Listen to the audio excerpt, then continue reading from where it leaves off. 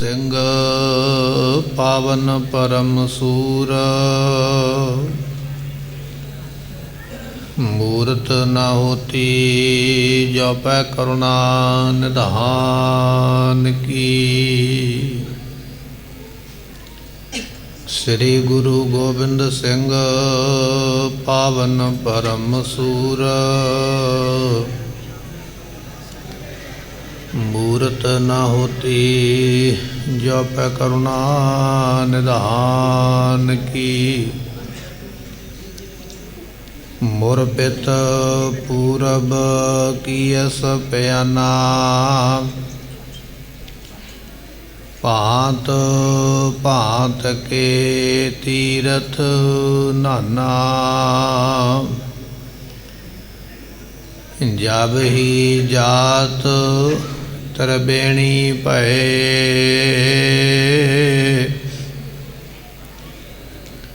पुण्य दान दिन करत बतए तहीं प्रकाश हमारा पयो। पटना शहर विखै भव लयो तहीं प्रकाश हमारा भयो। पटना शहर विखै भव लयो सुखाओ टल गुर से रहनस सहज दर्शन परसै।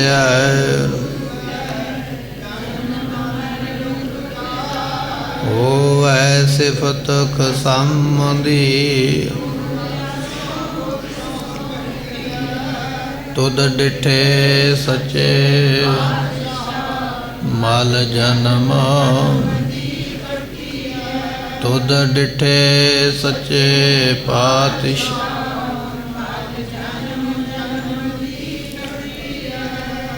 वालिए कुल आलम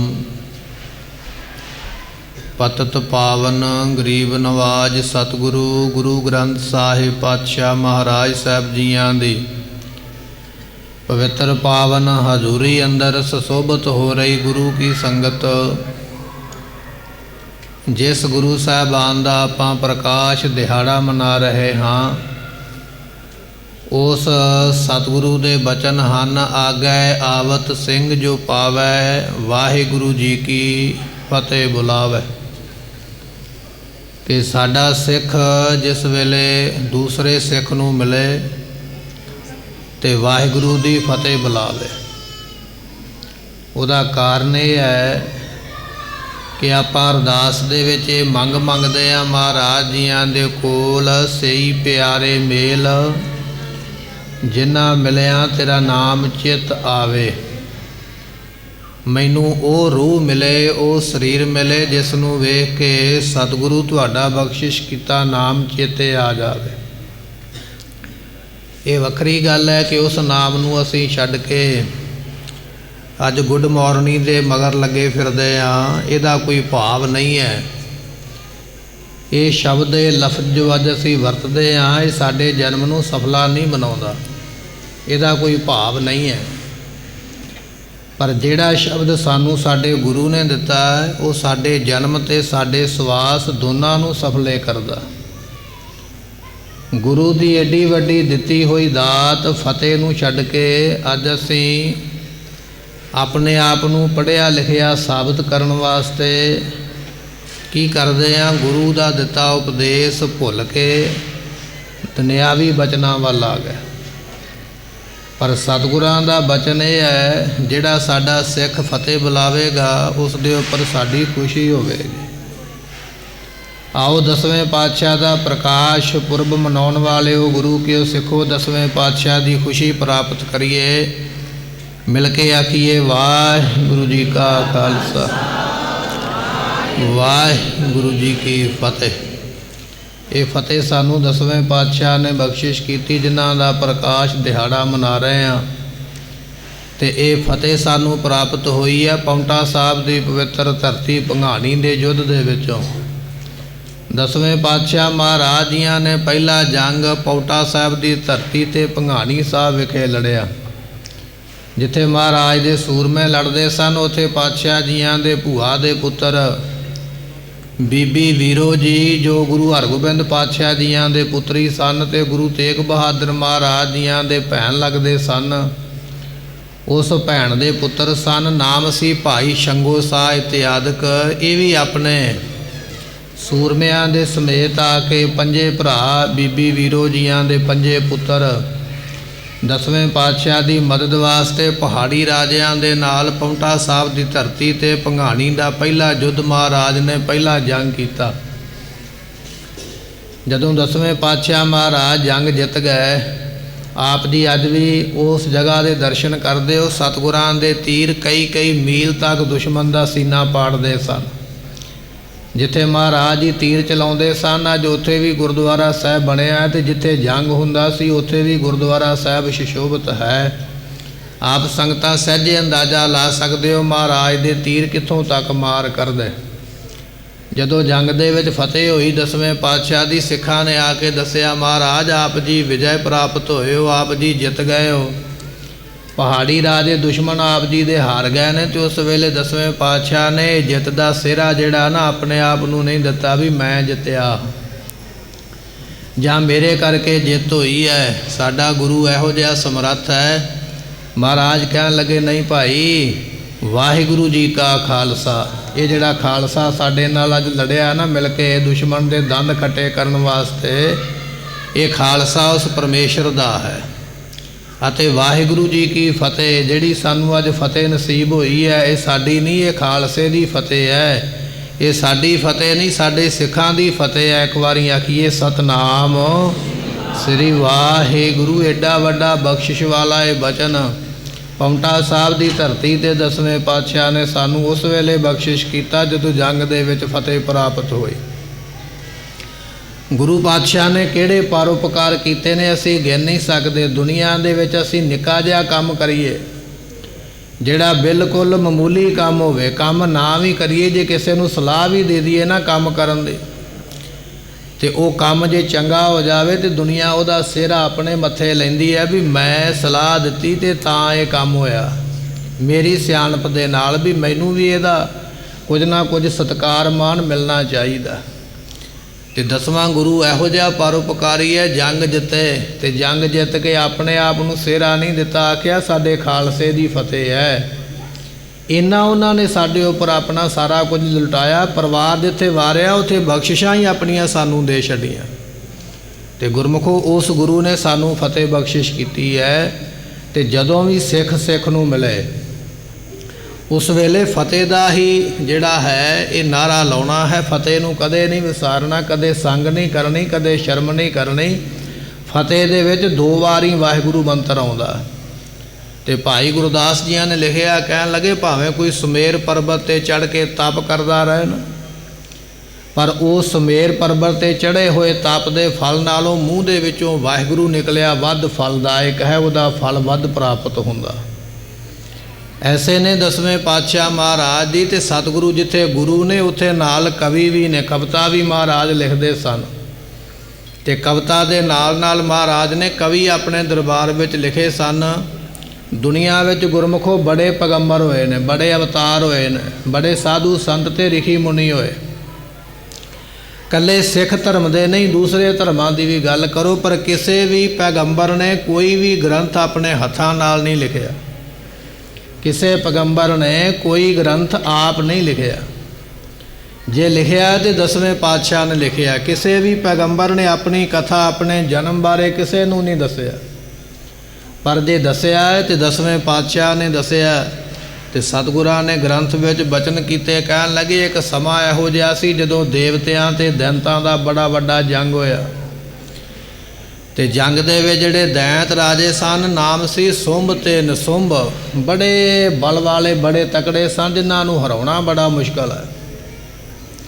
ਕਾਰਨ ਇਹ ਹੈ ਵੀ ਇਹ ਬੜੇ ਹਠੀ ਸਨ, ਬੜੇ ਜਿੱਦੀ ਸਨ। ਜਦੋਂ ਤਪ ਕਰਨ ਬੈਠਦੇ ਸਨ ਉਹਨਾਂ ਚਿਰ ਤਪ ਤੋਂ ਨਹੀਂ ਸਨ ਉੱਠਦੇ ਜਿੰਨਾ ਚਿਰ ਮਨ ਮਰਜ਼ੀ ਦਾ ਵਰਦਾਨ ਨਹੀਂ ਸੀ ਲੈ ਲੈਂਦੇ। ਤੇ ਇਹਨਾਂ ਰਾਜਿਆਂ ਦੇ ਕੋਲ ਇੱਕ ਸੈਨਾਪਤੀ ਹੈ, ਨਾਮ ਹੈ ਰਕਤ ਬੀਜ। ਉਸਨੇ ਇੰਨਾ ਲੰਮਾ ਸਮਾਂ ਤਪ ਕੀਤਾ। ਜਦੋਂ ਤਪ ਉਹਦਾ ਪੂਰਾ ਹੋਇਆ ਤੇ ਉਸ ਨੂੰ ਵਰ ਮੰਗਣ ਵਾਸਤੇ ਆਖਿਆ ਵੀ ਮੰਗ ਕੀ ਚਾਹੀਦਾ। ਤੇ ਰਕਤ ਬੀਜ ਨੇ ਵਾਰੇ ਮੰਗਿਆ ਸੀ ਵੀ ਜਦੋਂ ਮੈਂ ਜੰਗ ਦੇ ਵਿੱਚ ਲੜਾਂ, ਮੇਰੇ ਸਰੀਰ ਨੂੰ ਆ ਕੇ ਕੋਈ ਕਿਰਪਾਨ ਵੱਜ ਜਾਵੇ, ਕੋਈ ਚਾਕੂ ਵੱਜ ਜਾਵੇ, ਕੋਈ ਵੀ ਸ਼ਸਤਰ ਮੇਰੇ ਸਰੀਰ ਨੂੰ ਲੱਗੇ, ਜਿੰਨੀਆਂ ਲਹੂ ਦੀਆਂ ਬੂੰਦਾਂ ਥੱਲੇ ਧਰਤੀ ਤੇ ਡਿੱਗ ਪੈਣ, ਓਨੇ ਹੀ ਮੇਰੇ ਅੱਗੇ ਸਰੀਰ ਬਣ ਜਾਣ, ਓਨੇ ਰੂਪਾਂ ਵਿੱਚ ਮੈਂ ਵੰਡਿਆ ਜਾਵਾਂ। ਉਹਦਾ ਨਾਮ ਹੀ ਰਕਤ ਬੀਜ ਤਾਂ ਹੈ ਵੀ ਰਤ ਤੋਂ, ਖੂਹ ਦੇ ਖੂਨ ਦੀਆਂ ਬੂੰਦਾਂ ਤੋਂ ਪੈਦਾ ਹੋਣ ਵਾਲਾ। ਤੇ ਜਦੋਂ ਜੰਗ ਹੋਣਾ ਤੇ ਇਹਨੇ ਜਾਣ ਬੁੱਝ ਕੇ ਆਪਣੇ ਕੁਝ ਨਾ ਕੁਝ ਮਾਰ ਲੈਣਾ, ਖੂਨ ਧਰਤੀ ਤੇ ਡੁੱਲਣਾ ਤੇ ਉਹਦੇ ਵਰਗੇ ਕਈ ਬਣ ਜਾਣੇ। ਜਦੋਂ ਇਹੋ ਜਿਹਾ ਭਿਆਨਕ ਜੰਗ ਹੋਇਆ ਤੇ ਜੰਗ ਦੇ ਵਿੱਚ ਕਹਿਣ ਲੱਗੇ, ਜਦੋਂ ਦੇਵਤਿਆਂ ਨੂੰ ਹਾਰ ਦਾ ਮੂੰਹ ਵੇਖਣਾ ਪਿਆ ਤੇ ਦੇਵਤਿਆਂ ਦੀ ਸਹਾਇਤਾ ਵਿੱਚ ਆਈ ਹੋਈ ਦੇਵੀ ਜਿਹੜੀ ਹੈ ਨਾ, ਜੰਗ ਦੇ ਮੈਦਾਨ ਵਿੱਚੋਂ ਲੁਕ ਗਈ, ਭੱਜ ਗਈ ਜਾ ਕੇ ਪਹਾੜਾਂ ਵਿੱਚ। ਵਿਦਵਾਨਾਂ ਨੇ ਮਧਿਆਚਲ ਪਰਬਤ ਉਸ ਦਾ ਨਾਮ ਲਿਖਿਆ ਵੀ ਉੱਥੇ ਜਾ ਕੇ ਉਸਨੇ ਛੁਪ ਜਾਣਾ ਕੀਤਾ। ਉਸ ਨੂੰ ਲੱਭਦੇ ਲੱਭਦੇ ਜਦੋਂ ਦੈਂਤ ਉੱਥੇ ਪਹੁੰਚੇ ਤੇ ਕਹਿਣ ਲੱਗੇ ਉੱਥੇ ਇੱਕ ਸਾਧੂ ਤਪ ਕਰਦਾ ਪਿਆ ਹੈ। ਸਾਧੂ ਨੂੰ ਜਾ ਕੇ ਪੁੱਛਿਆ, ਸਾਡਾ ਦੁਸ਼ਮਣ ਇੱਧਰ ਲੁਕਣ ਵਾਸਤੇ ਆਇਆ, ਸਾਨੂੰ ਦੱਸ ਕਿੱਥੇ ਹੈ। ਤੇ ਸਾਧੂ ਬੰਦਗੀ ਵਿੱਚ ਬੈਠਾ ਸੀ, ਉਹਨੇ ਸੁਭਾਵਿਕ ਹੀ ਕਹਿ ਦਿੱਤਾ, ਕਹਿਣ ਲੱਗਾ ਉਹਨੂੰ ਨਾ ਲੱਭੋ, ਉਹ ਤੁਹਾਡਾ ਕਾਲ ਬਣ ਸਕਦਾ ਹੈ, ਤੁਹਾਡਾ ਦੁਸ਼ਮਣ, ਤੇ ਪਿੱਛੇ ਮੁੜ ਜਾਓ। ਹੁਣ ਸਾਧੂ ਦੇ ਮਨ ਦੇ ਵਿੱਚ ਵੈਰ ਕੋਈ ਨਹੀਂ ਸੀ, ਉਹਨੇ ਜਾਣ ਬੁੱਝ ਕੇ ਨਹੀਂ ਆਖਿਆ ਵੀ ਤੁਹਾਡੀ ਮੌਤ ਹੋ ਜਾਏਗੀ। ਉਹਨੇ ਤੇ ਸਮੇਂ ਬਾਰੇ ਦੱਸਿਆ ਵੀ ਸਮਾਂ ਇਹੋ ਜਿਹਾ ਬਣ ਸਕਦਾ। ਪਰ ਕਹਿਣ ਲੱਗੇ ਉਸ ਵੇਲੇ ਇਹਨਾਂ ਦੈਂਤਾਂ ਨੂੰ ਗੁੱਸਾ ਆ ਗਿਆ ਤੇ ਸਾਧੂ ਨੂੰ ਮਾਰਨ ਲੱਗੇ ਵੀ ਤੂੰ ਸਾਡੇ ਦੁਸ਼ਮਣ ਦੀ ਤਾਰੀਫ ਕੀਤੀ ਹੈ, ਤੈਨੂੰ ਅਸੀਂ ਮਾਰ ਦਿਆਂਗੇ। ਤੇ ਜਦੋਂ ਸਾਧੂ ਨੇ ਵੇਖਿਆ ਵੀ ਇਹ ਸਾਨੂੰ ਮਾਰਨ ਲੱਗੇ ਨੇ ਤੇ ਉਸ ਵੇਲੇ ਕਹਿਣ ਲੱਗੇ, ਫਿਰ ਉਸਨੇ ਅਕਾਲ ਪੁਰਖ ਨੂੰ ਯਾਦ ਕੀਤਾ ਵੀ ਐ ਪਰਮੇਸ਼ਰ ਸਾਡੀ ਰੱਖਿਆ ਕਰੋ, ਅਸੀਂ ਸੱਚ ਬੋਲਿਆ ਹੈ, ਸੱਚ ਬੋਲਣਾ ਬੜਾ ਔਖਾ, ਪਰ ਇਹ ਸਾਡੇ ਦੁਸ਼ਮਣ ਸਾਨੂੰ ਮਾਰਨਾ ਚਾਹੁੰਦੇ। ਤੇ ਕਹਿਣ ਲੱਗੇ ਉਸ ਵੇਲੇ ਅਕਾਲ ਪੁਰਖ ਨੇ ਆਵਾਜ਼ ਦਿੱਤੀ ਕਿ ਐ ਸਾਧੂ, ਜੇ ਤੈਨੂੰ ਬਚਾਉਣ ਵਾਸਤੇ ਅਸੀਂ ਜਨਮ ਲੈ ਕੇ ਆਵਾਂਗੇ ਤੇ ਕਈ ਮਹੀਨੇ ਲੱਗ ਜਾਣਗੇ, ਫਿਰ ਜਵਾਨ ਹੋਵਾਂਗੇ, ਕਈ ਸਾਲ ਲੱਗ ਜਾਣਗੇ, ਇੰਨਾ ਸਮਾਂ ਲੱਗੇਗਾ ਤੇਰੀ ਰੱਖਿਆ ਕਰਨ ਵਾਸਤੇ। ਪਰ ਜੇ ਸਾਨੂੰ ਤੂੰ ਹੁਣੇ ਪ੍ਰਗਟ ਕਰਨਾ ਚਾਹਣਾ ਹੈ ਤੇ ਸਾਨੂੰ ਕੋਈ ਨਾ ਕੋਈ ਇੱਕ ਬਹਾਨਾ ਇਹੋ ਜਿਹਾ ਦੇ, ਅਸੀਂ ਹੁਣੇ ਪ੍ਰਗਟ ਹੋ ਸਕਦੇ ਹਾਂ।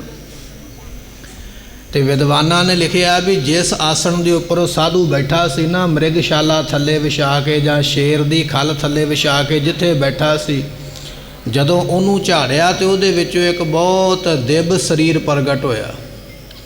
ਤੇ ਪ੍ਰਗਟ ਹੁੰਦਿਆਂ ਉਸਨੇ ਆਖਿਆ, ਦੱਸ ਕਾਹਦੇ ਵਾਸਤੇ ਪ੍ਰਗਟ ਕੀਤਾ। ਕਹਿਣ ਲੱਗਾ, ਇਹ ਦੈਂਤ ਮੈਨੂੰ ਮਾਰਨ ਲੱਗੇ ਨੇ, ਮੇਰੀ ਰੱਖਿਆ ਕਰੋ। ਤੇ ਕਹਿਣ ਲੱਗੇ ਉਸ ਦਿਵ ਸਰੀਰ ਨੇ ਇੰਨਾ ਭਿਆਨਕ ਜੰਗ ਕੀਤਾ, ਸਾਰੇ ਦੈਂਤਾਂ ਨੂੰ ਨਾਸ ਕਰ ਦਿੱਤਾ। ਕਈ ਵਾਰੀ ਸਾਡੇ ਮਨ ਵਿੱਚ ਸਵਾਲ ਇਹ ਪੈਦਾ ਹੋ ਜਾਂਦਾ ਕਥਾ ਸੁਣਦਿਆਂ ਵੀ ਇੱਕ ਸਾਧੂ ਇੱਕ ਰੱਬੀ ਅਵਤਾਰ ਨੂੰ ਐਵੇਂ ਕਿਵੇਂ ਪ੍ਰਗਟ ਕਰ ਸਕਦਾ, ਕਿਉਂਕਿ ਬੱਚੇ ਦਾ ਜਨਮ ਤੇ ਮਾਤਾ ਦੀ ਕੁੱਖ ਤੋਂ ਹੁੰਦਾ, ਪਰ ਇਵੇਂ ਕਿਵੇਂ ਬਿਨਾਂ ਹੀ ਮਾਂ ਤੋਂ ਬਿਨਾਂ ਹੀ ਬਾਪ ਤੋਂ ਕਿਵੇਂ ਉਹ ਰੱਬੀ ਅਵਤਾਰ ਪ੍ਰਗਟ ਹੋਇਆ। ਤੇ ਸਾਡੇ ਸਾਹਮਣੇ ਫਿਰ ਇਤਿਹਾਸ ਆ ਜਾਂਦਾ ਭਗਤ ਪ੍ਰਹਿਲਾਦ ਜੀ ਦਾ, ਪ੍ਰਭ ਥੰਮ ਤੇ ਨਿਕਸੇ ਥੰਮ ਉਹ ਪਹਾੜ। ਆਪਾਂ ਬਚਨ ਪੜ੍ਹਦੇ ਹਾਂ ਨਾ ਵੀ ਪਰਮੇਸ਼ਰ ਦੀ ਰੱਖਿਆ ਕਰਨ ਵਾਸਤੇ ਜਦੋਂ ਭਗਤ ਪ੍ਰਹਿਲਾਦ ਦੀ ਪ੍ਰਗਟ ਹੋਏ ਸਨ ਤੇ ਉਦੋਂ ਮਾਤਾ ਦੀ ਕੁੱਖ ਤੋਂ ਪ੍ਰਗਟ ਨਹੀਂ ਹੋਏ। ਕਿੱਥੋਂ ਪ੍ਰਗਟ ਹੋਏ ਸਨ? ਇੱਕ ਵੱਡੇ ਥੰਮ ਦੇ ਵਿੱਚੋਂ। ਇੱਕ ਵੱਡਾ ਮਹਿਲ ਹੈ ਨਾ ਹਰਨਾਕਸ਼ ਦਾ, ਤੇ ਮਹਿਲ ਦੇ ਥੱਲੇ ਥੰਮ ਹੈ, ਉਸ ਥੰਮ ਦੇ ਵਿੱਚੋਂ ਉਸੇ ਤਰ੍ਹਾਂ ਹੀ ਪ੍ਰਗਟ ਹੋ ਕੇ ਬਾਹਰ ਨਿਕਲ ਆਏ ਤੇ ਰਾਜੇ ਹਰਨਾਕਸ਼ ਨੂੰ ਮਾਰਿਆ। ਜਿਵੇਂ ਭਗਤ ਪ੍ਰਹਿਲਾਦ ਦੀ ਰਾਖੀ ਵਾਸਤੇ ਥੰਮ ਪਾੜ ਕੇ ਪ੍ਰਗਟ ਹੋਏ ਸਨ ਨਰਸਿੰਘ ਦਾ ਰੂਪ ਲੈ ਕੇ, ਇਸੇ ਤਰ੍ਹਾਂ ਉਸ ਸਾਧੂ ਦੀ ਰੱਖਿਆ ਕਰਨ ਵਾਸਤੇ ਉਸ ਦੀ ਖੱਲ ਵਿੱਚੋਂ ਪ੍ਰਗਟ ਹੋ ਕੇ ਸਾਧੂ ਦਾ ਬਚਾਅ ਕੀਤਾ ਤੇ ਦੁਸ਼ਟਾਂ ਦਾ ਨਾਸ਼ ਕੀਤਾ। ਤੇ ਨਾਮ ਰੱਖਿਆ ਗਿਆ ਦੁਸ਼ਟ ਦਮਨ, ਦੁਸ਼ਟਾਂ ਨੂੰ ਦੰਡ ਦੇਣ ਵਾਲਾ, ਦੁਸ਼ਟਾਂ ਨੂੰ ਨਾਸ਼ ਕਰਨ ਵਾਲਾ। ਤੇ ਜਦੋਂ ਇਸ ਜੰਗ ਦੇ ਵਿੱਚ ਦੈਂਤ ਮਾਰੇ ਗਏ, ਫਿਰ ਕਹਿਣ ਲੱਗੇ ਗੋਦਾਵਰੀ ਨਦੀ ਦੇ ਕੰਢੇ ਤੇ ਜਾ ਕੇ ਆਪਣੇ ਸਰੀਰ ਦੇ ਬਸਤਰ ਲਾਏ, ਸ਼ਸਤਰ ਲਾ ਕੇ ਸਾਧੂਆਂ ਦਾ ਰੂਪ ਬਣਾ ਕੇ ਬੜਾ ਲੰਮਾ ਸਮਾਂ ਤਪ ਕੀਤਾ। ਉਸ ਜਗ੍ਹਾ ਤੋਂ ਤਪ ਕਰਨ ਤੋਂ ਮਗਰੋਂ ਫਿਰ ਹੇਮਕੁੰਡ ਸਾਹਿਬ ਦੀ ਪਵਿੱਤਰ ਧਰਤੀ ਤੇ ਚਲੇ ਗਏ। ਉੱਥੇ ਜਾ ਕੇ ਕਹਿਣ ਲੱਗੇ ਇੱਕ ਨਹੀਂ ਕਈ ਯੁੱਗ ਉੱਥੇ ਬੈਠ ਕੇ ਤਪ ਕੀਤਾ, ਬੰਦਗੀ ਕੀਤੀ। ਮਹਾਰਾਜ ਜੀਆਂ ਨੇ ਆਪਣੇ ਹੱਥਾਂ ਦੇ ਨਾਲ ਲਿਖਿਆ, ਕਹਿਣ ਲੱਗੇ ਅਬ ਮੈਂ ਆਪਣੀ ਕਥਾ ਬਖਾਨੋ। ਹੁਣ ਅਸੀਂ ਆਪਣੇ ਜੀਵਨ ਦੀ ਕਥਾ ਵੀ ਅਸੀਂ ਕਿੱਥੋਂ ਤੁਰੇ ਤੇ ਕਿੱਧਰ ਨੂੰ ਗਏ ਤੇ ਕਿਵੇਂ ਦੁਨੀਆ ਤੇ ਆਏ ਐ ਮੇਰਿਓ ਸਿੱਖੋ, ਅਸੀਂ ਤੁਹਾਡੇ ਕੋਲੋਂ ਇਸ ਜਨਮ ਦਾ ਤੇ ਕੀ ਅਸੀਂ ਪਿਛਲੇ ਜਨਮ ਦਾ ਵੀ ਤੁਹਾਡੇ ਕੋਲੋਂ ਛੁਪਾ ਨਹੀਂ ਰੱਖਾਂਗੇ। ਸਾਡੇ ਕਈ ਵਾਰ ਸਿੱਖ ਭੁੱਲ ਜਾਂਦੇ, ਕਹਿ ਦਿੰਦੇ ਮਹਾਰਾਜ ਨੇ ਤੰਬੂ ਦੇ ਵਿੱਚ ਬੱਕਰੇ ਵੱਢ ਦਿੱਤੇ ਸੀ, ਸਿੱਖਾਂ ਦੇ ਸਿਰ ਨਹੀਂ ਲੈ। ਤੰਬੂ ਲਾ ਕੇ ਸਿੱਖਾਂ ਦੇ ਵੱਲੋਂ ਪਰਦਾ ਰੱਖਿਆ ਗੁਰੂ ਨੇ, ਪਰ ਗੁਰੂ ਕਿਹਾ ਸਿੱਖਾ ਤੈਨੂੰ ਗੁਰੂ ਇਹੋ ਜਿਹਾ ਮਿਲਿਆ, ਇਸ ਜਨਮ ਦੇ ਵਿੱਚ ਤੰਬੂ ਲਾ ਕੇ ਪਰਦਾ ਕਰਨਾ ਤੇ ਦੂਰ ਦੀ ਗੱਲ ਹੈ। ਤੇਰੇ ਗੁਰੂ ਨੇ ਤੇ ਤੇਰੇ ਕੋਲੋਂ ਪਿਛਲੇ ਜਨਮ ਦਾ ਕੋਈ ਲੇਖਾ ਜੋਖਾ ਛੁਪਾਇਆ ਨਹੀਂ। ਉਹਨਾਂ ਦੇ ਪਿਛਲੇ ਜਨਮ ਦੀ ਗੱਲ ਤੇਰੇ ਸਾਹਮਣੇ ਰੱਖ ਦਿੱਤੀ ਹੈ। ਅਬ ਮੈਂ ਆਪਣੀ ਕਥਾ ਬਖਾਨੋ, ਹੁਣ ਅਸੀਂ ਤੁਹਾਨੂੰ ਆਪਣੇ ਪਿਛਲੇ ਜੀਵਨ ਦੀ ਕਥਾ ਕਹਿੰਦੇ ਹਾਂ। ਤਪ ਸਾਧਤ ਜਿਹੇ ਬਿਦ ਮੁਹਿਆਨੋ, ਅਸੀਂ ਉੱਥੇ ਤਪ ਕਰਦੇ ਪੈ ਰਖੀਆਂ ਮੁਨੀਆਂ ਦੇ ਨਾਲ ਮਿਲ ਕੇ, ਜਿਸ ਤਰ੍ਹਾਂ ਸਾਨੂੰ ਪਰਮੇਸ਼ਰ ਨੇ ਹੁਕਮ ਦੇ ਕੇ ਦੁਨੀਆ 'ਤੇ ਲਿਆਂਦਾ। ਹੇਮਕੁੰਟ ਪਰਬਤ ਹੈ ਜਹਾਂ, ਹੇਮ ਨਾਮ ਬਰਫ਼ ਦਾ ਹੈ, ਬਰਫ਼ ਦਾ ਜਿੱਥੇ ਬਹੁਤ ਵੱਡਾ ਸਰੋਵਰ ਹੈ। ਅੱਜ ਵੀ ਤੁਸੀਂ ਜਾਂਦੇ ਹੋ ਹੇਮਕੁੰਟ ਸਾਹਿਬ ਦੀ ਧਰਤੀ 'ਤੇ ਦਰਸ਼ਨ ਕਰਦੇ ਹੋ, ਸਰੋਵਰ ਦੇ ਵਿੱਚ ਇਸ਼ਨਾਨ ਕਰਦੇ ਹੋ। ਪਾਤਸ਼ਾਹ ਕਹਿਣ ਲੱਗੇ ਹੇਮਕੁੰਟ ਪਰਬਤ ਹੈ ਜਹਾਂ, ਸਪਤ ਸ੍ਰਿੰਗ ਸੋਭਤ ਹੈ ਤਹਾਂ। ਸਪਤ ਤੋਂ ਭਾਵ ਹੈ ਸੱਤ, ਤੇ ਸ੍ਰਿੰਗ ਤੋਂ ਭਾਵ ਹੁੰਦਾ ਹੈ ਬਲਦ ਦੇ ਸਿੰਘਾਂ ਦੇ ਵਾਂਗ ਤਿੱਖੀਆਂ ਤਿੱਖੀਆਂ ਜਿਹੜੀਆਂ 7 ਚੋਟੀਆਂ, ਉਸ ਜਗ੍ਹਾ ਦੀ ਨਿਸ਼ਾਨੀ ਹੈ। ਆਪਾਂ ਕਿਸੇ ਨੂੰ ਭੇਜੀਏ ਨਾ ਕਿਸੇ ਥਾਂ 'ਤੇ ਵੀ ਜਾ ਫਲਾਣੀ ਥਾਂ 'ਤੇ ਜਾ, ਤੇ ਜੇ ਅਗਲਾ ਇਹ ਗੱਲ ਆਖੇ ਵੀ ਮੈਨੂੰ ਤੇ ਪਤਾ ਨਹੀਂ ਉਹ ਜਗ੍ਹਾ ਕਿੱਥੇ ਹੈ, ਤੇ ਸਾਨੂੰ ਆਸੇ ਪਾਸੇ ਦੀਆਂ ਨਿਸ਼ਾਨੀਆਂ ਦੱਸਣੀਆਂ ਪੈਂਦੀਆਂ ਵੀ ਉਸ ਜਗ੍ਹਾ 'ਤੇ ਇਹੋ ਜਿਹਾ ਕੋਈ ਰੁੱਖ ਹੋਵੇਗਾ, ਕੋਈ ਇਹੋ ਜਿਹਾ ਉੱਥੇ ਮਕਾਨ ਬਣਿਆ ਹੋਵੇਗਾ, ਤੇ ਇਹ ਜਗ੍ਹਾ ਉੱਥੇ ਤੈਨੂੰ ਜਾਣਾ ਪਵੇਗਾ। ਤੇ ਲੱਭਣ ਵਾਲੇ ਨੂੰ ਲੱਭਣ ਵਿੱਚ ਬੜੀ ਸੌਖ ਹੋ ਜਾਂਦੀ ਹੈ, ਆਸਾਨੀ ਹੋ ਜਾਂਦੀ ਹੈ। 10ਵੇਂ ਪਾਤਸ਼ਾਹ ਕਹਿਣ ਲੱਗੇ ਜਿਸ ਜਗ੍ਹਾ 'ਤੇ ਅਸੀਂ ਤਪ ਕੀਤਾ ਨਾ, ਸਪਤ ਸ੍ਰਿੰਗ ਸੋਭਤ ਹੈ ਤਹਾਂ, ਉੱਥੇ 7 ਚੋਟੀਆਂ ਬੜੀਆਂ ਤਿੱਖੀਆਂ ਤਿੱਖੀਆਂ ਉੱਪਰ ਨੂੰ ਬਣੀਆਂ ਹੋਈਆਂ। ਅੱਜ ਵੀ ਗੁਰੂ ਕੇ ਸਿੱਖ ਉਹਨਾਂ 7 ਚੋਟੀਆਂ ਦੇ ਉੱਪਰ ਨਿਸ਼ਾਨ ਸਾਹਿਬ ਦੀ ਸੇਵਾ ਕਰਦੇ ਨੇ, ਤੇ ਸੰਗਤਾਂ ਦਰਸ਼ਨ ਵੀ ਕਰਦੀਆਂ ਨੇ ਜਦੋਂ ਹੇਮਕੁੰਟ ਸਾਹਿਬ ਦੇ ਕੁਆੜ ਖੁੱਲ੍ਹਦੇ ਨੇ।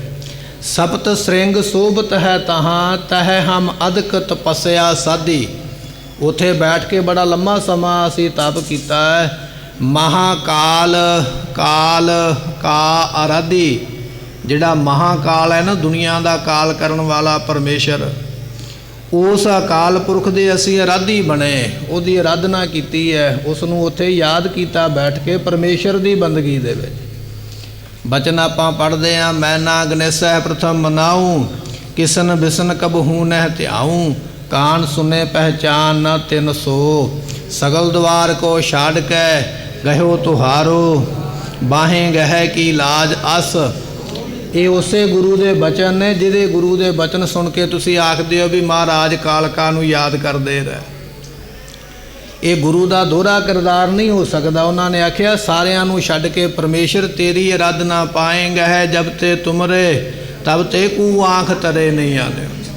ਪਰਮੇਸ਼ਰ ਜਦੋਂ ਤੁਹਾਡੇ ਚਰਨਾਂ ਦਾ ਧਿਆਨ ਧਾਰਨ ਕਰ ਲਿਆ, ਉਸ ਤੋਂ ਮਗਰੋਂ ਤੇ ਅਸੀਂ ਕਿਸੇ ਨੂੰ ਅੱਖ ਥੱਲੇ ਨਹੀਂ ਲਿਆਂਦਾ, ਸਮਝਿਆ ਹੀ ਕਿਸੇ ਨੂੰ ਕੁਝ ਨਹੀਂ ਵੀ ਕੋਈ ਕੌਣ ਕੀ ਹੁੰਦਾ ਹੈ। ਰਾਮ ਰਹੀਮ ਪੁਰਾਨ ਕੁਰਾਨ ਅਨੇਕ ਕਹਿ ਮਤ, ਦੁਨੀਆ ਦੇ ਵਿੱਚ ਬੜੇ ਬੜੇ ਮਤ ਨੇ, ਧਰਮ ਨੇ। ਕੋਈ ਆਖਦਾ ਮੇਰੇ ਧਰਮ ਵਿੱਚ ਇਹ ਮਿਲਦਾ, ਮੇਰੇ ਧਰਮ ਦੇ ਵਿੱਚ ਇਹ ਮਿਲਦਾ। ਰਾਮ ਨੇ ਆਪਣੇ ਧਰਮ ਦੀ ਸਿਫਤ ਕੀਤੀ ਹੈ, ਰਹੀਮ ਨੇ ਆਪਣੇ ਧਰਮ ਦੀ ਗੱਲ ਕੀਤੀ ਹੈ, ਪਰ ਮਹਾਰਾਜ ਕਹਿਣ ਲੱਗੇ ਮਤ ਏਕ ਨਾ ਮਾਨਿਓ, ਮੈਂ ਨਹੀਂ ਮੰਨਿਆ ਕਿਸੇ ਨੂੰ।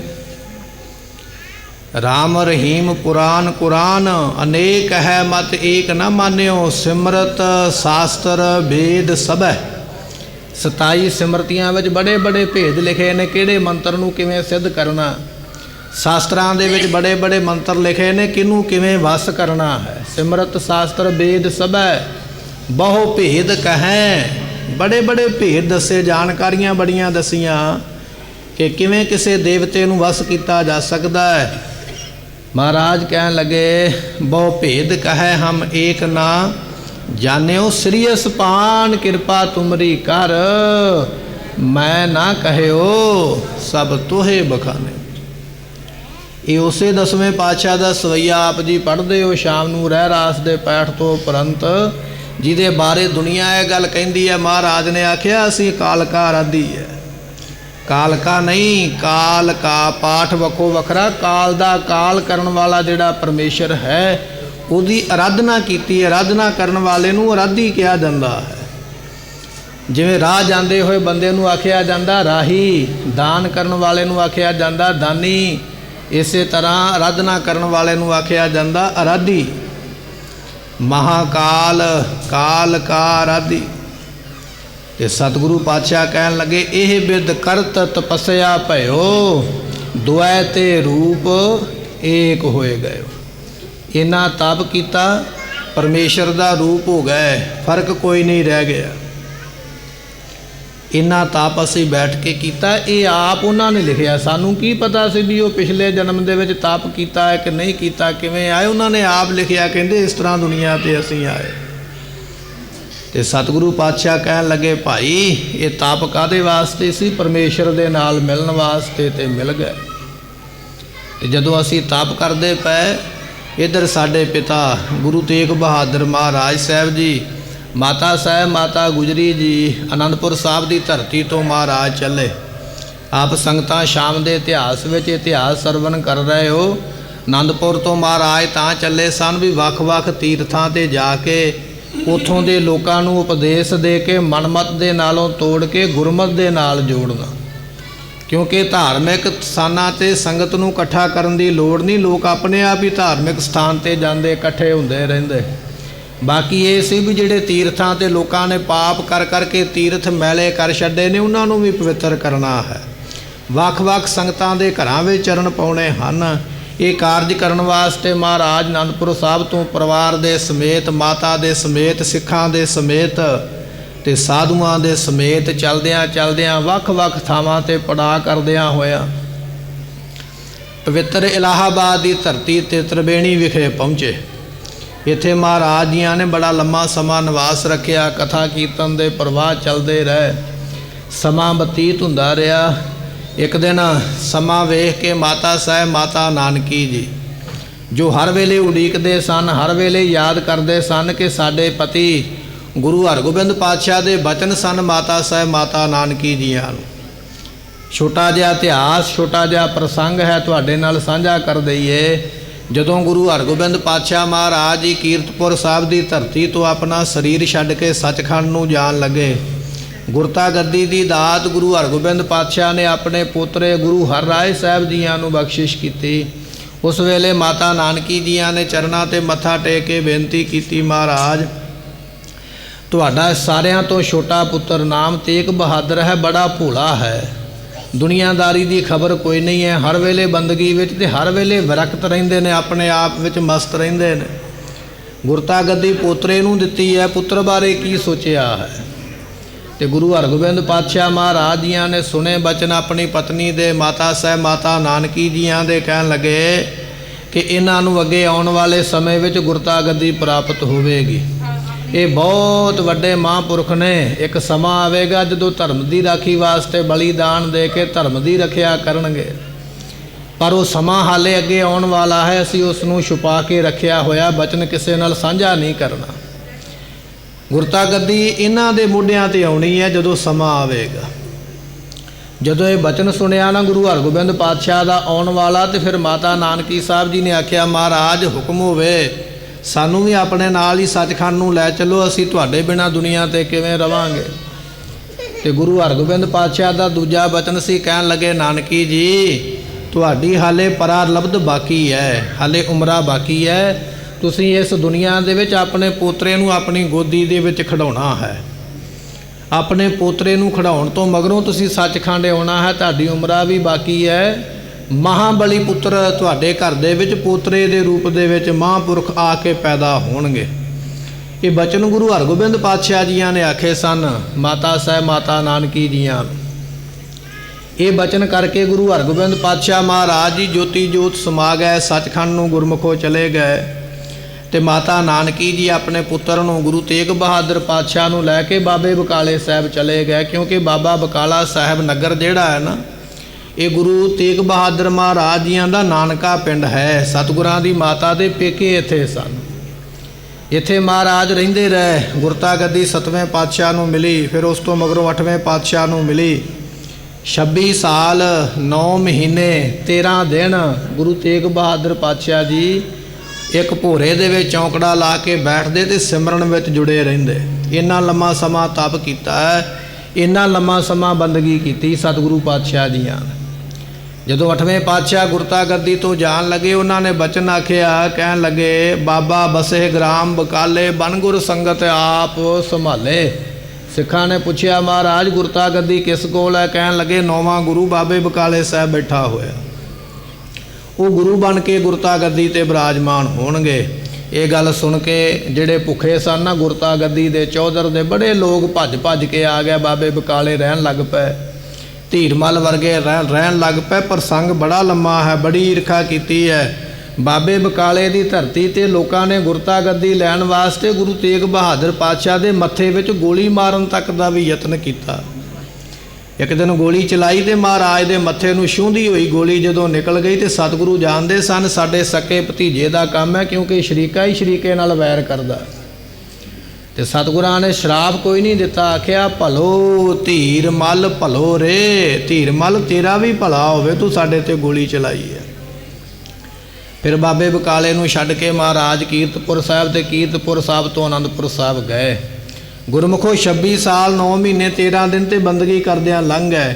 उदों मगरों गुरता गद्दी ते बैठ के संगतां नूं उपदेश दिंदियां, संगतां दा भला करदियां कई साल लंघ गए।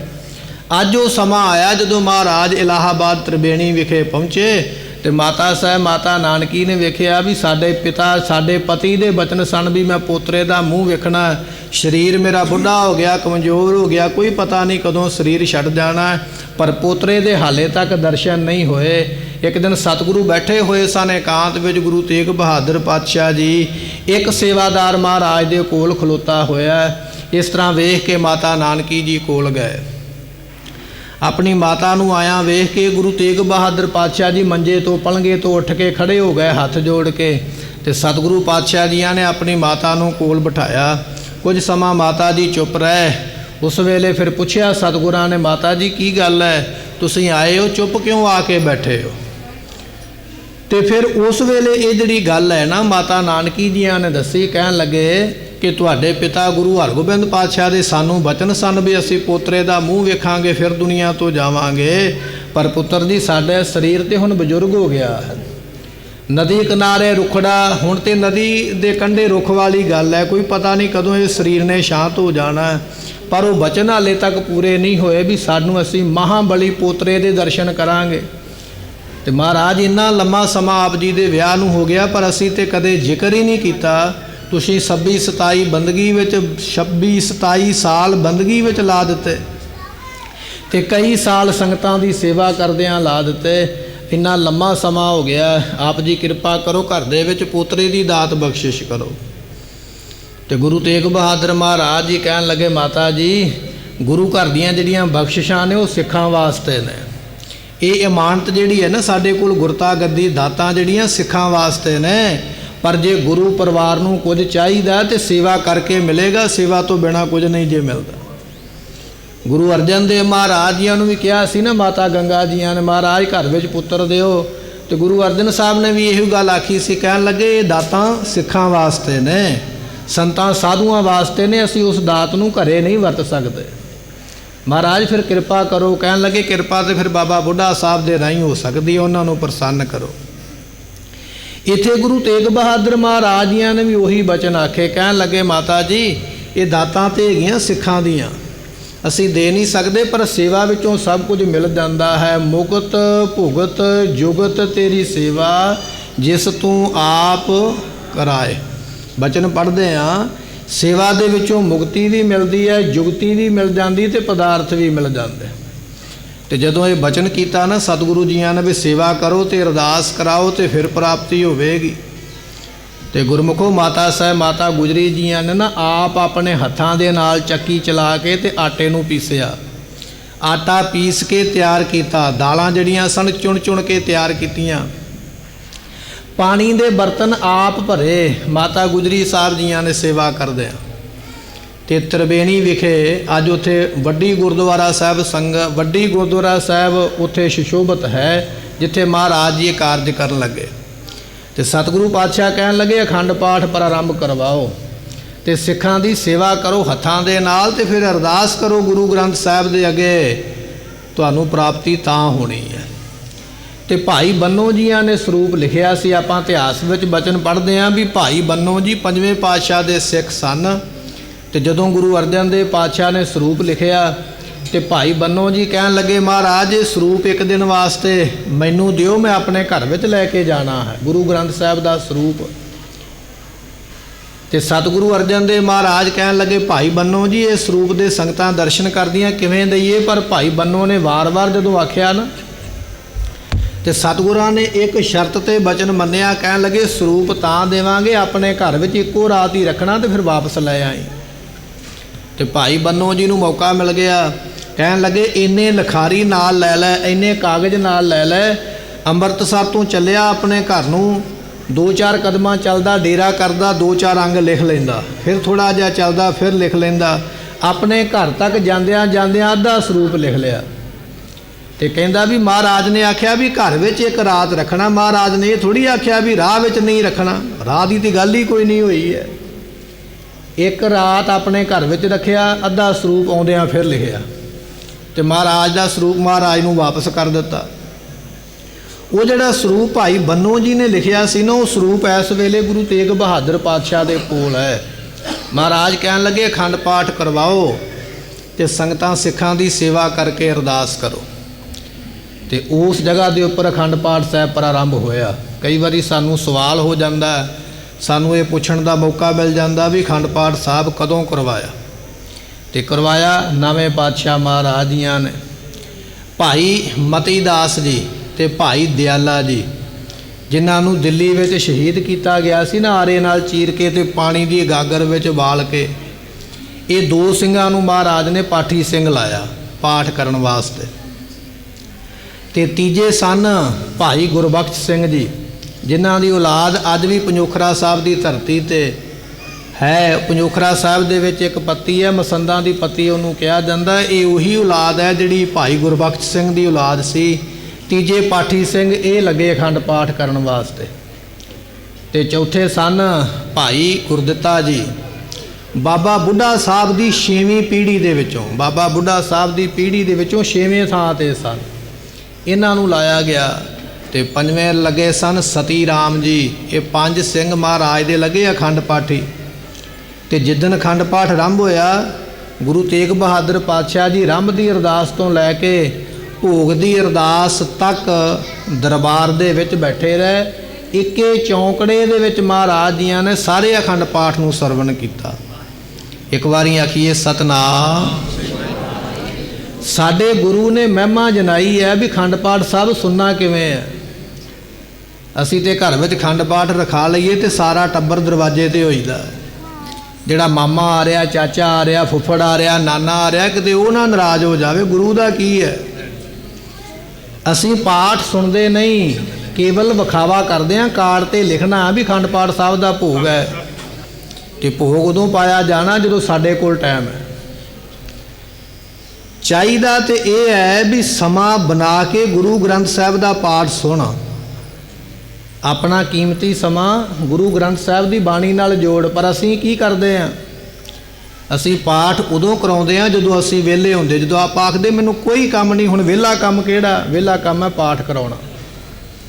ਪਾਠ ਨੂੰ ਇੰਨਾ ਵਿਹਲਾ, ਇੰਨਾ ਸਸਤਾ ਸਮਝ ਲਿਆ ਅਸੀਂ ਵੀ ਜਦੋਂ ਅਸੀਂ ਕੋਈ ਕੰਮ ਨਹੀਂ ਨਾ ਕਰਨਾ, ਦਲਿੱਦਰ ਪਾ ਕੇ ਸੌਣਾ, ਜਿਸ ਦਿਨ ਛੁੱਟੀ ਦਾ ਦਿਨ ਉਧਰ ਪਾਠ ਕਰਾ ਲਓ।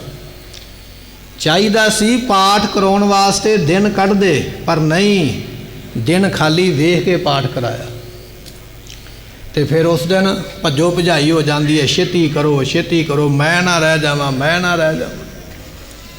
ਸਾਡੇ ਗੁਰੂ ਨੇ ਪਾਠ ਕਰਾਇਆ। ਗੁਰੂ ਤੇਗ ਬਹਾਦਰ ਪਾਤਸ਼ਾਹ ਆਪ ਬੈਠੇ, ਸਾਰਾ ਪਾਠ ਸਰਵਣ ਕੀਤਾ। ਮਾਤਾ ਸਾਹਿਬ, ਮਾਤਾ ਗੁਜਰੀ ਜੀਆਂ ਨੇ ਹੱਥੇ ਪ੍ਰਸ਼ਾਦੇ ਬਣਾ ਬਣਾ ਕੇ ਸਿੰਘਾਂ ਨੂੰ ਛਕਾਏ, ਸੰਗਤ ਨੂੰ ਛਕਾਏ, ਆਪ ਪਾਣੀ ਪਿਲਾਇਆ, ਆਪ ਉਹਨਾਂ ਦੇ ਬਰਤਨ ਸਾਫ਼ ਕੀਤੇ ਤੇ ਅਰਦਾਸ ਕੀਤੀ। ਸਤਿਗੁਰਾਂ ਦੇ ਚਰਨਾਂ ਵਿੱਚ ਮਹਾਰਾਜ ਗੁਰੂ ਹਰਗੋਬਿੰਦ ਪਾਤਸ਼ਾਹ ਦੇ ਬਚਨ ਨੇ ਕਿ ਮਹਾਬਲੀ ਪੋਤਰਾ ਘਰ ਦੇ ਵਿੱਚ ਆਉਣਾ, ਮਾਤਾ ਸਾਹਿਬ ਮਾਤਾ ਨਾਨਕੀ ਜੀਆਂ ਨੂੰ ਉਸ ਪੋਤਰੇ ਦੀ ਦਾਤ ਬਖਸ਼ਿਸ਼ ਕਰੋ।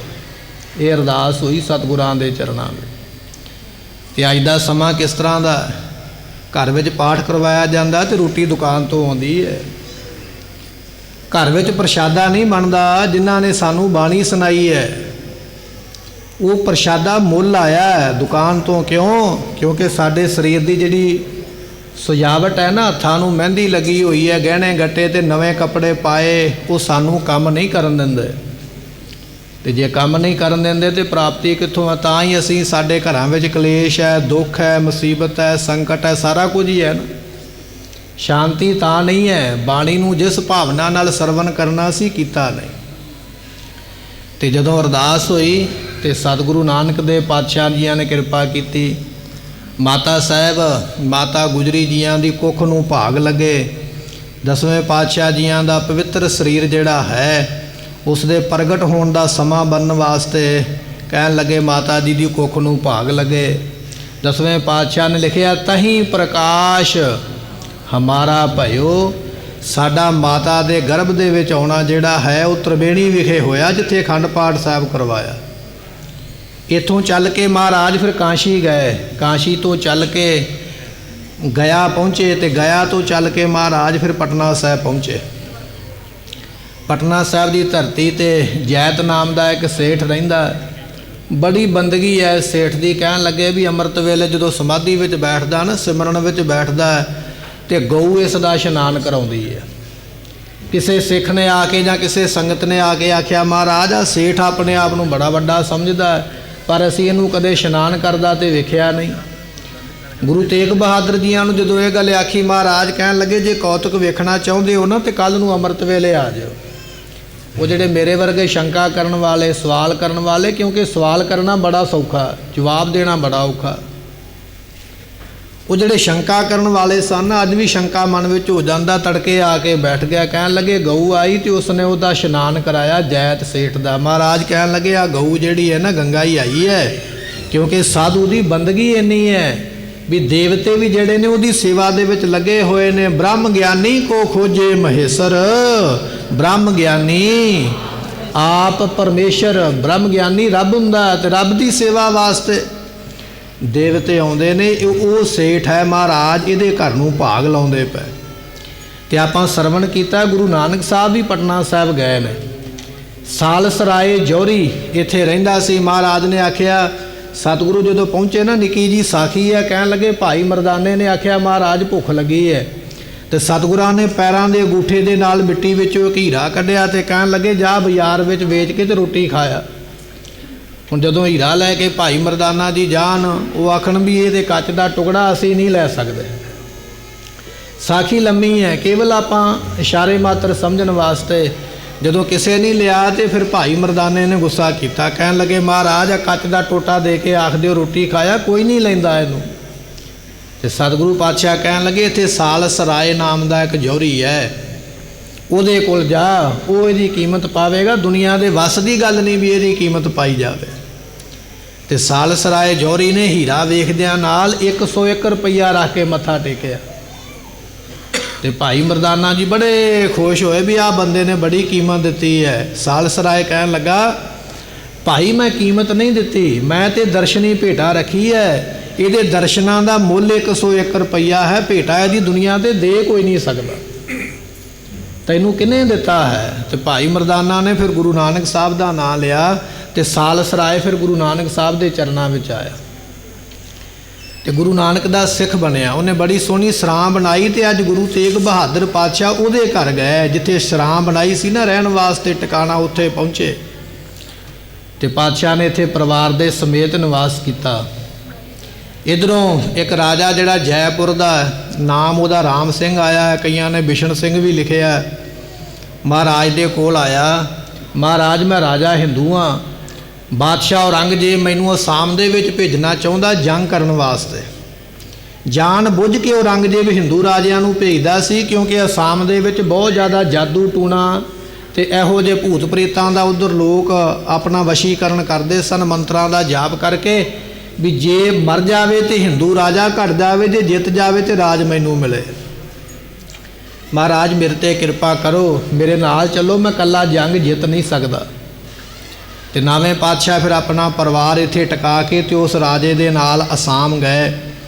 जाके उस राजे नूं भी उपदेश दिता तो दोनों राजियां दीयां पग्गां वटा के मित्र बना दिता महाराज ने। ਅਸਾਮ ਦੇ ਵਿੱਚ ਗੁਰਦੁਆਰਾ ਸਾਹਿਬ ਹੈ, ਨਾਮ ਹੈ ਦਮਦਮਾ ਸਾਹਿਬ, ਜਿੱਥੇ ਮਹਾਰਾਜ ਆ ਕੇ ਬੈਠੇ। ਤੇ ਕਹਿਣ ਲੱਗੇ ਇੱਧਰੋਂ 10ਵੇਂ ਪਾਤਸ਼ਾਹ ਮਹਾਰਾਜ ਜੀਆਂ ਦੇ ਪ੍ਰਕਾਸ਼ ਦਾ ਸਮਾਂ ਹੋਇਆ। ਬਿਕਰਮੀ ਸੰਮਤ 1723 ਨੂੰ ਪੋਹ ਸੁਦੀ 7ਵੀਂ, ਜੋ ਅੱਜ ਦਾ ਦਿਨ ਆਪਾਂ ਨੂੰ ਪ੍ਰਾਪਤ ਹੋ ਰਿਹਾ, ਅੰਮ੍ਰਿਤ ਵੇਲੇ 10ਵੇਂ ਪਾਤਸ਼ਾਹ ਜੀ ਮਾਤਾ ਸਾਹਿਬ ਮਾਤਾ ਗੁਜਰੀ ਜੀਆਂ ਦੀ ਕੁੱਖ ਨੂੰ ਭਾਗ ਲਾ ਕਰਕੇ ਗੁਰੂ ਤੇਗ ਬਹਾਦਰ ਪਾਤਸ਼ਾਹ ਜੀਆਂ ਦੇ ਗ੍ਰਹਿ ਨੂੰ ਪਵਿੱਤਰ ਕਰਨ ਵਾਸਤੇ ਗੁਰਮੁਖੋ ਅੱਜ ਦੇ ਦਿਨ ਪਟਨਾ ਸਾਹਿਬ ਦੀ ਧਰਤੀ ਤੇ ਅਵਤਾਰ ਲੈ ਕੇ ਪ੍ਰਗਟ ਹੋਏ। ਤੇ ਸਤਿਗੁਰਾਂ ਨੇ ਬਚਨ ਲਿਖਿਆ, ਪਟਨਾ ਸ਼ਹਿਰ ਵਿਖੇ ਭਵ ਲਿਓ। ਅਸੀਂ ਜਨਮ ਜਿਹੜਾ ਨਾ ਪਟਨਾ ਸਾਹਿਬ ਦੀ ਧਰਤੀ ਤੇ ਲਿਆ। ਬੜੀਆਂ ਖੁਸ਼ੀਆਂ ਮਨਾਈਆਂ ਗਈਆਂ ਪਟਨਾ ਸਾਹਿਬ ਦੀ ਧਰਤੀ ਤੇ, ਵਧਾਈਆਂ ਦੇਣ ਵਾਲਿਆਂ ਦੀ ਲਾਈਨ ਲੱਗ ਗਈ ਵੀ ਨਵੇਂ ਪਾਤਸ਼ਾਹ ਦੇ ਘਰੇ ਇੰਨੇ ਸਾਲਾਂ ਪਿੱਛੋਂ ਅੱਜ ਪੁੱਤਰ ਦੀ ਪ੍ਰਾਪਤੀ ਹੋਈ ਹੈ। ਤੇ ਗੁਰੂ ਤੇਗ ਬਹਾਦਰ ਪਾਤਸ਼ਾਹ ਅਸਾਮ ਦੇ ਵਿੱਚ ਬੈਠੇ ਹੋਏ, ਜਿਸ ਰਾਤ ਜਾਂ ਜਿਸ ਅੰਮ੍ਰਿਤ ਵੇਲੇ 10ਵੇਂ ਪਾਤਸ਼ਾਹ ਦਾ ਅਵਤਾਰ ਹੋਇਆ, ਨਵੇਂ ਪਾਤਸ਼ਾਹ ਸਾਰੀ ਰਾਤ ਸੁੱਤੇ ਨਹੀਂ, ਚੌਂਕੜੇ ਵਿੱਚ ਬੈਠੇ ਰਹੇ, ਬੰਦਗੀ ਕਰਦੇ ਰਹੇ। ਸੰਗਤਾਂ ਬੜੀਆਂ ਹੈਰਾਨ ਵੀ ਅੱਜ ਕੀ ਗੱਲ ਹੈ, ਮਹਾਰਾਜ ਕਿਉਂ ਨਹੀਂ ਆਪਣੇ ਆਸਣ ਤੇ ਜਾ ਕੇ ਆਰਾਮ ਕਰਦੇ। ਸੰਗਤਾਂ ਵੀ ਬੈਠੀਆਂ ਰਹੀਆਂ। ਜਦੋਂ ਅੰਮ੍ਰਿਤ ਵੇਲੇ ਆਸਾ ਦੀ ਵਾਰ ਦਾ ਕੀਰਤਨ ਸੰਪੂਰਨ ਹੋਇਆ ਤੇ ਸਤਿਗੁਰੂ ਬੈਠੇ ਬੈਠੇ ਮੁਸਕਰਾ ਪਏ। ਸੰਗਤਾਂ ਦਾ ਧਿਆਨ ਮਹਾਰਾਜ ਦੇ ਮੁਖ ਵੱਲ ਸੀ। ਬੜੇ ਹੈਰਾਨ ਹੋ ਕੇ ਪੁੱਛਿਆ, ਮਹਾਰਾਜ ਆਪ ਜੀ ਪਹਿਲਾਂ ਬੈਠੇ ਸੀ, ਮੁਸਕਰਾਏ ਕਿਉਂ, ਕਾਰਨ ਕੀ ਹੈ? ਤੇ ਉਸ ਵੇਲੇ ਗੁਰੂ ਤੇਗ ਬਹਾਦਰ ਪਾਤਸ਼ਾਹ ਕਹਿਣ ਲੱਗੇ, ਭਾਈ ਸਾਡੇ ਮੁਸਕਰਾਉਣ ਦਾ ਕਾਰਨ ਇਹ ਹੈ, ਅੱਜ ਅਕਾਲ ਪੁਰਖ ਦੀ ਬਹੁਤ ਵੱਡੀ ਜੋਤ, ਬੜੀ ਬੰਦਗੀ ਵਾਲੀ ਰੂਹ, ਬੜੇ ਵੱਡੇ ਧਰਮਾਤਮਾ ਤੇ ਸੂਰਬੀਰ ਜਿਹੜੇ ਨੇ, ਉਹਨਾਂ ਦਾ ਸੰਸਾਰ ਦੇ ਵਿੱਚ ਆਉਣਾ ਹੋਇਆ ਹੈ। ਕਿਉਂਕਿ ਅੰਤਰਜਾਮੀ ਨਾ ਮਹਾਰਾਜ ਜਾਣਦੇ ਸਨ, ਅੱਜ ਉਹਨਾਂ ਦਾ ਆਉਣਾ ਹੋਇਆ, ਸਾਨੂੰ ਅਨੁਭਵ ਹੋਇਆ, ਸੀ ਤਾਂ ਖੁਸ਼ ਹੋਏ। ਦੂਜਾ ਬਚਨ ਸੰਗਤਾਂ ਨੇ ਫਿਰ ਕੀਤਾ, ਮਹਾਰਾਜ ਕੌਣ ਹੈ ਇਹੋ ਜਿਹਾ ਮਹਾਂਪੁਰਖ ਜੀ ਦੇ ਆਉਣ ਕਰਕੇ ਤੁਸੀਂ ਪ੍ਰਸੰਨ ਹੋਏ ਹੋ? ਤੇ ਸਤਿਗੁਰਾਂ ਨੇ ਜਵਾਬ ਦਿੱਤਾ, ਕਹਿਣ ਲੱਗੇ, ਗੁਰੂ ਨਾਨਕ ਦੇਵ ਮਹਾਰਾਜ ਦੀ ਗੁਰਤਾ ਗੱਦੀ ਦੇ 10ਵੇਂ ਮਾਲਕ ਦਾ ਅੱਜ ਅਵਤਾਰ ਹੋਇਆ।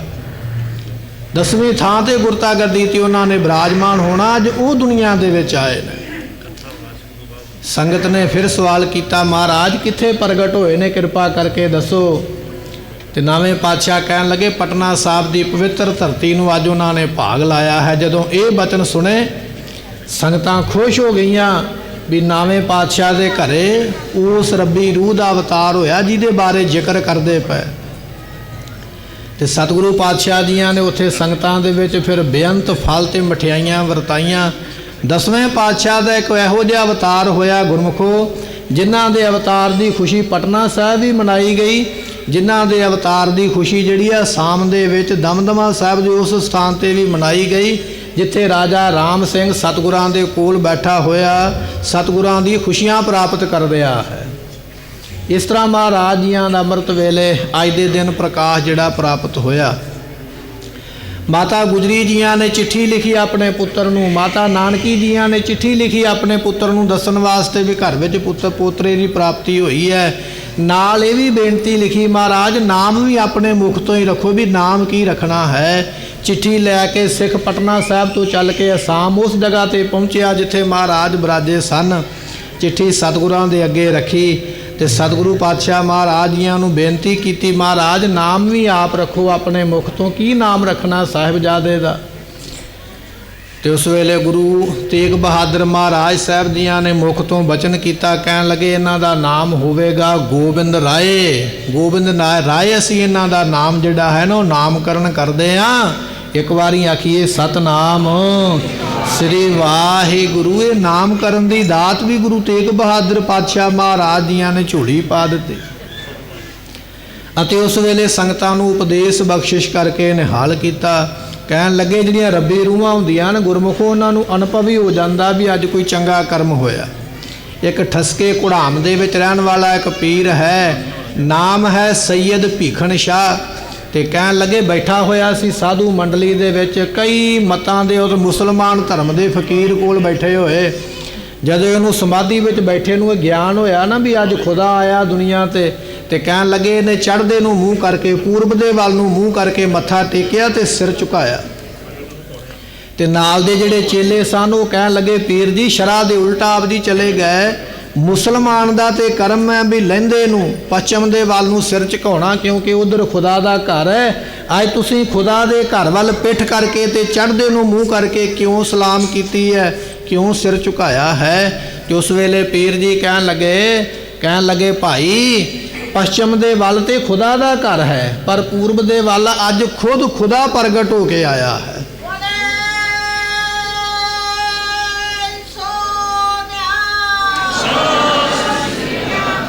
अज खुद खुदा प्रगट हो के आया। मैं खुदा दे घर नूं ते पिठ कीती है, पर खुदा वाल नूं अपना मुख कीता है। मैं तो हुणे ही उन्हां दे दर्शन करन वास्ते चलांगा।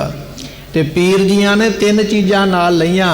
एक ते लिया अपने धर्म दा पवित्र ग्रंथ कुरान नाल लई, एक लिया मुसल्ला थल्ले विछा के जिहदे उपर मुसलमान नमाज पढ़दे ने, ते 2 अपने नाल चेले लै ते बाकियां नूं इत्थे छड्डिया।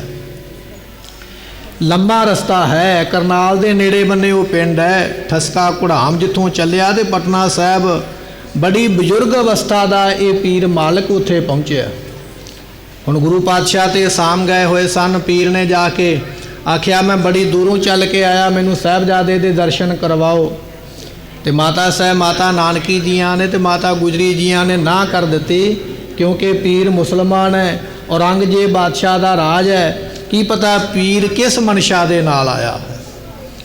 हुण पीर है, उसनूं कह दिता गया भी हाले गुरु तेग बहादुर पातशाह महाराज घर विच नहीं, तुसीं कुछ समा रुको, जदों आउणगे दर्शन करवावांगे।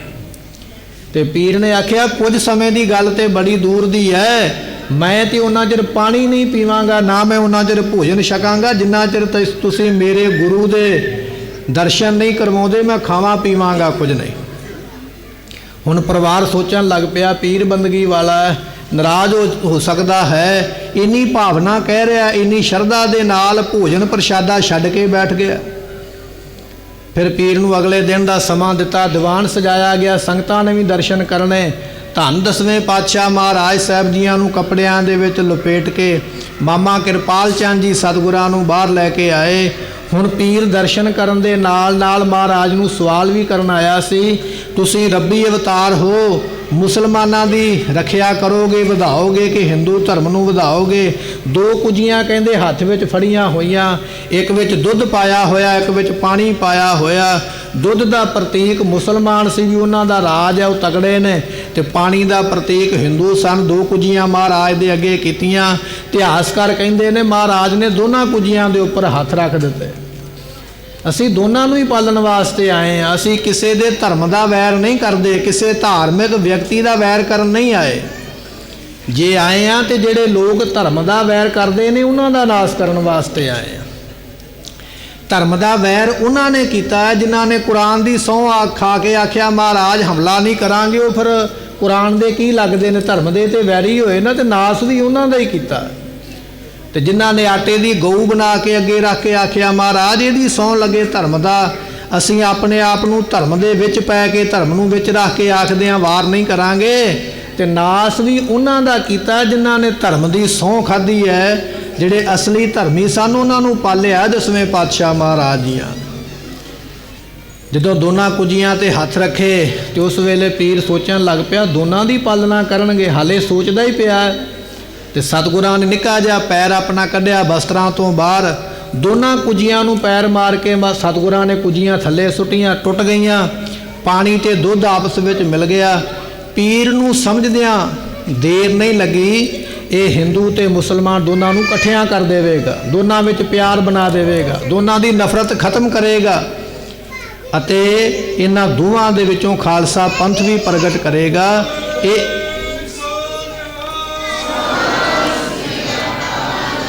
ये जिहड़े बचन सन उस वेले उस पीर की समझ विच पै, अगम्मी ते डूंघे बचन सन जिहड़े आम दुनिया नहीं जानती। 10वें पातशाह का इतिहास गुरमुखों बड़ा वड्डा है। शिवदत्त नाम के पंडित नूं इत्थे दर्शन दिते।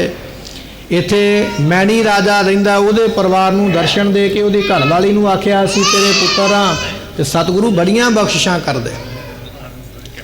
एक छोटी जी साखी है, कहण लगे जदों सतगुरु थोड़े जे वड्डे होए ना, तो किसी शाहूकार ने बेड़ी लियांदी नवीं, तो वो शाहूकार ने अपने लड़के नूं आखिया भी तुसीं गोबिंद राय नूं अपने नाल खेडदे खेडदे इत्थे लैके आओ तो आपां उन्हां दे चरण बेड़ी विच पवाईए। तो निके निके जवाक बच्चे जिहड़े सन सतगुरां नूं गंगा नदी ते लै गए। तो जदों बेड़ी दे कोल गए तो शाहूकार ने बेनती कीती, कहन लगे जी मेरी बेड़ी विच चरण पाओ। तो सतगुरु बेड़ी विच बैठे, उन्हें सतगुरां दे चरण धवाए ते नाले महाराज नूं पकवान कुछ छकण वास्ते दिते। तो सतगुरु बेड़ी विच सैर करते पे तो साथियां नूं कहिंदे पे, कहन लगे थोड़े समय बाद मेरे कोल अपनी नवीं बेड़ी होवेगी, मैं अपनी बेड़ी विच इस तरह पानी के उपर सैर करया करांगा। इन्ना बचन कह के गोबिंद राय जी अपने घर दे विच आ गए। कहन लगे इत्थों दी एक सेठ दी घरवाली अपनी नौह नूं लैके माता साहब माता गुजरी कोल और माता नानकी जियां दे कोल आई। उसने आके आखिया तुसी सतगुरां नूं गोबिंद राय नूं बेनती करो साडे वल्लों, साडे घर विच पुत्र प्राप्त नहीं होया, जे ये वर दे देण ते मेरे घर विच पुत्र प्राप्त हो जाएगा। तो जदों उस सेठ की घरवाली ने बेनती की तो महाराज बालकों के विच खेडन लग जाया करन, वार वार बेनती करे सतगुरु गल ही ना सुन ध्यान दे नाल बच्चों के नाल खेडन लग पैन। फिर माता नानकी जियां ने आखिया, कहन लगे पुत्र जी तुहाडे कोल फरियाद लैके आए ने, जे तुसीं पूरी नहीं करोगे तो कौन करेगा।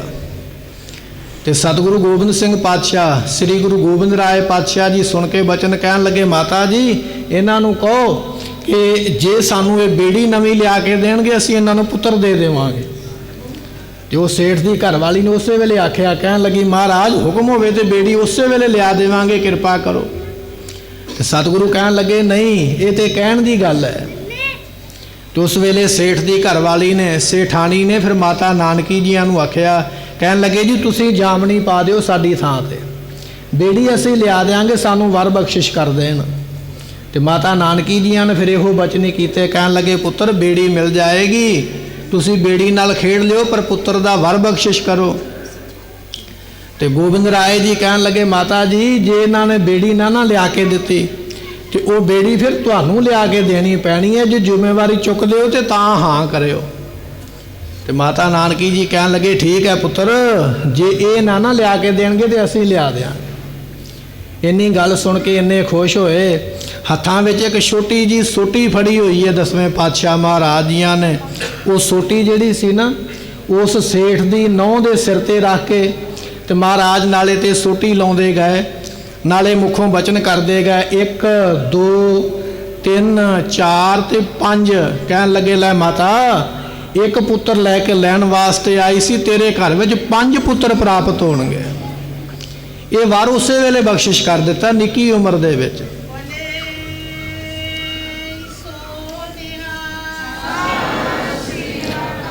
जदों महाराज जियां ने वर बख्शिश किया, कहन लगे वो सेठ की घरवाली तो उसकी नौह बड़ियां खुश हुईयां। कहन लगियां गोबिंद राय ने तो सौदा ही बड़ा सस्ता दे दिता है, बेड़ी की की गल है, असी एक नहीं कई बेड़ियां दे सकते, पर बेड़ियां दे बदले कदे पुत्र नहीं मिले। ये 10वें पातशाह ही ऐसे ने जिन्हां ने बेड़ी लैके आख्या एक नहीं 5 पुत्र तुहाडे घर विच प्राप्त होणगे। गुरमुखो ऐसे गुरु दा आप जी प्रकाश दिहाड़ा मना रहे हो, जिसने खुशियां जड़ियां ना बड़ियां सस्तियां करके साडी झोली विच पा दित्तियां, सानू वंड दित्तियां। ऐसे वो गुरु सन जिन्हां दा प्रकाश पटना साहब की धरती ते होया, जिन्हां दे प्रकाश की खुशी पटना साहब ते मनाई गई। उधरों आसाम दे विच भी 9वें पातशाह ने मनाई है। तो सतगुरु पातशाह महाराज जी पटना साहब की धरती ते पीर भीखन शाह नूं निहाल करते पे ने, होर संगतां नूं पंडित शिवदत्त वर्गियां नूं निहाल करते पे, राणी मैणी वर्गियां नूं निहाल करते पे। किन्नियां साखियां ने बेअंत जिहड़ियां आपां कह नहीं सकते, कहियां नहीं जा सकदियां। ऐसा वड्डा इतिहास उस गुरु का है जिसका आपां अज प्रकाश दिहाड़ा मना रहे हैं। आप संगतां नूं सतगुरां दे प्रकाश दिहाड़े दियां लख लख वधाइयां होण, सतगुरु रहमत करन। कवि संतोख सिंह जी लिखते ने, कहन लगे छाए जाति एकता अनेकता बुलाए जाति। जे 10वें पातशाह ना हुंदे आ जिहड़े असीं कई रंगां दे बने हैं ना, कोई हिंदू है मुसलमान ईसाई बुद्धि जैनी है, ये कोई नहीं सी रहना, सारे एको ही हो जाने, कल्ले मुसलमान ही दुनिया ते रहने सी। छाए जाति एकता अनेकता बुलाए जाति, अनेकता ही तो खत्म हो जानी सी। ਹੋਵਤੀ ਕੁਚੀਲਤਾ ਕਿਤਾਬਨ ਕੁਰਾਨ ਕੀ। ਕੇਵਲ ਦੁਨੀਆ ਵਿੱਚ ਇੱਕੋ ਕਿਤਾਬ ਪੜ੍ਹੀ ਜਾਣੀ ਸੀ, ਉਹਦਾ ਨਾਮ ਹੋਣਾ ਸੀ ਕੁਰਾਨ। ਕੁਰਾਨ ਹੀ ਪੜ੍ਹਨ ਵਾਸਤੇ ਮਜਬੂਰ ਹੋਣਾ ਪੈਣਾ ਸੀ। ਤੇ ਪਾਤਸ਼ਾਹ ਕਹਿਣ ਲੱਗੇ ਕਿਤਾਬਨ ਕੁਰਾਨ ਕੀ ਪਾਪ ਹੀ ਪਰਪੱਕ ਜਾਤੇ ਧਰਮ ਤਸਕ ਜਾਤੇ।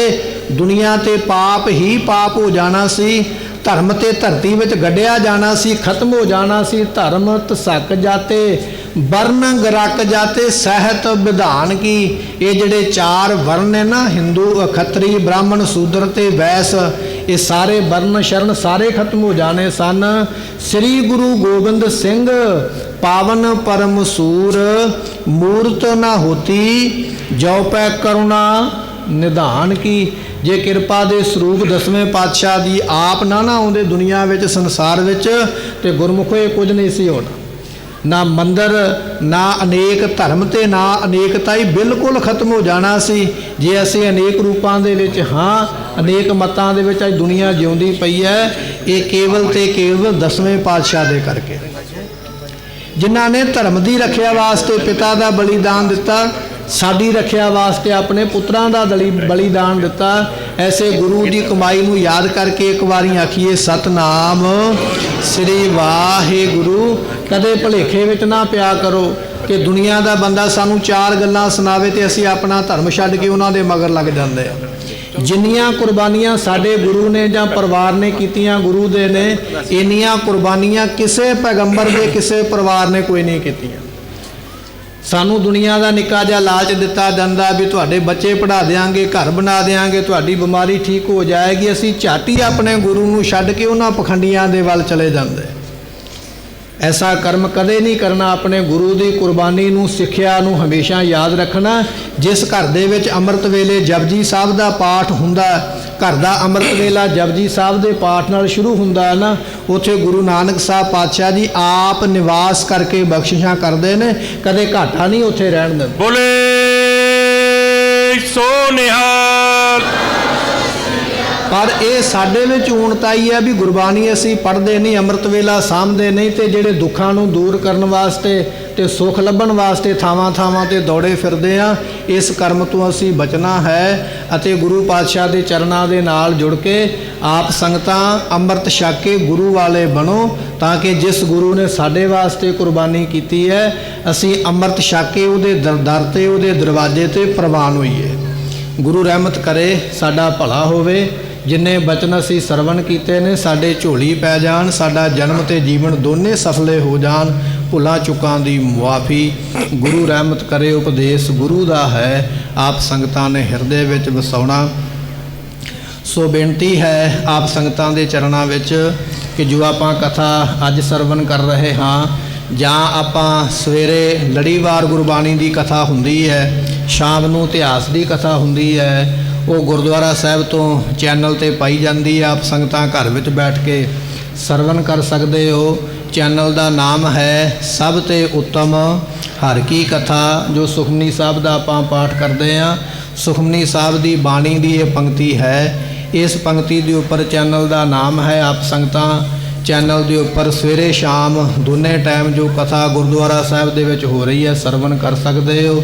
ਕਿਉਂਕਿ ਬਜ਼ੁਰਗਾਂ ਦਾ ਘਰ ਵਿੱਚੋਂ ਆਉਣਾ ਜਾਂ ਸਾਧਨ ਨਾ ਹੋਣ ਕਰਕੇ, ਠੰਡ ਹੋਣ ਕਰਕੇ ਆਉਣਾ ਔਖਾ ਹੈ। ਇਸ ਕਰਕੇ ਘਰ ਵਿੱਚ ਬੈਠ ਕੇ ਵੀ ਆਪ ਸੰਗਤਾਂ ਕਥਾ ਦੇ ਲਾਹੇ ਪ੍ਰਾਪਤ ਕਰ ਸਕਦੇ ਹੋ। ਇਹ ਬੇਨਤੀਆਂ ਪ੍ਰਵਾਨ ਕਰਨੀਆਂ।